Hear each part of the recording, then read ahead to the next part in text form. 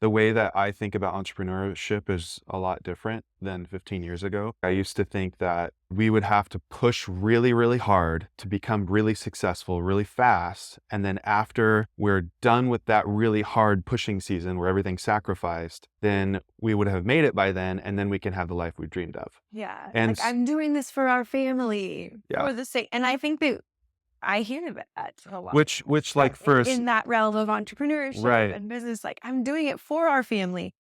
But what if it takes 10 years of sacrificing that? Right. So like So for a single guy that is just pursuing, great, like whatever, and that's fine. But for us, it just didn't work. And when we shifted, it was a banker friend of ours. He's like the CEO of a local bank. And he had this word about God calling us to incremental yeah. growth. It's this idea of like small steps over time that Over build wealth. time. And Yeah. there's even like in Proverbs, there's a verse that like backs that up.